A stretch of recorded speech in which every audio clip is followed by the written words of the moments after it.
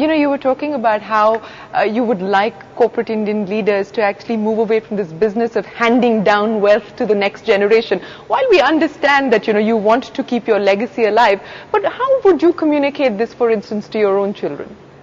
The same way. I think we connect them a lot to what we are doing in the foundation. They are very aware of what's going on. We show them the work that is happening in that area. At some point in time, they should also spend some time with those schools and the efforts that are being done. The DNA runs in the family. Once they see you doing these things which are good for the society, I think they imbibe in them those same good traits.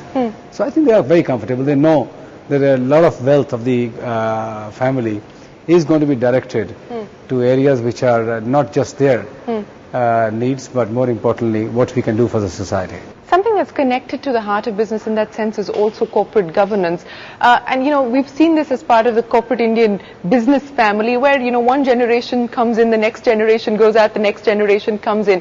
How have you actually planned for succession within your own group and within your own family? I think we again, in that sense, studied the Western model very well. And the shareholders' obligations, the shareholders' responsibility have been delineated from the management responsibilities and obligations.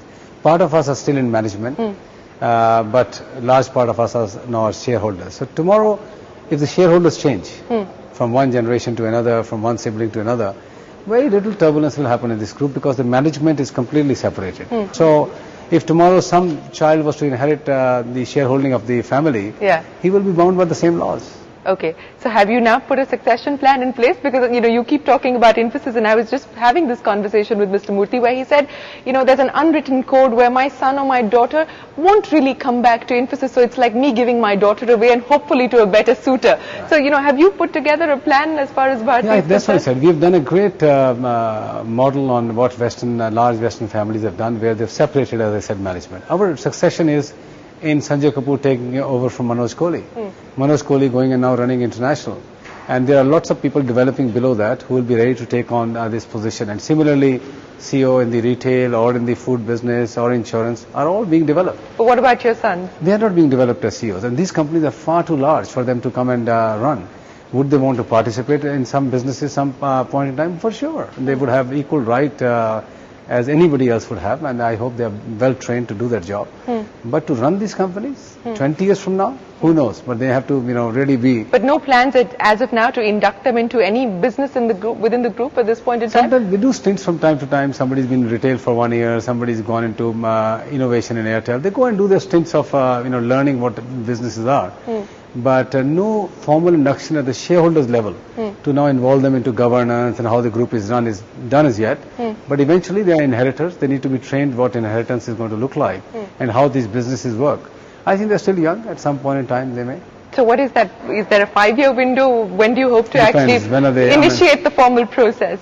No, it will really be up to them. One is working in a bank today, one is gone to the Silicon Valley. In my case, my daughter is working in London. So they have their own aspirations, own way of working. When they are ready to come back, we'll get them back. So what to your mind then would be the heart of business, Mr. Mittal, before we let you go? I think the heart of the business is you get breathtaking opportunities like we have got very rarely. Once you have that, it is your responsibility towards your stakeholders, and the stakeholders are really your employees, your customers, your shareholders, not necessarily in that order, and the society at large. You need to be responsible towards that. What good is it that if you build a great business and you are just known as a great businessman and you go into the sunset? You need to do many more things. A sustainable business is all about balancing purpose with profits. That is the heart of business. Do send us your feedback and your comments to theheartofbusiness@network18online.com. We'll see you again next week. Till then, from the entire team, goodbye and thanks for watching.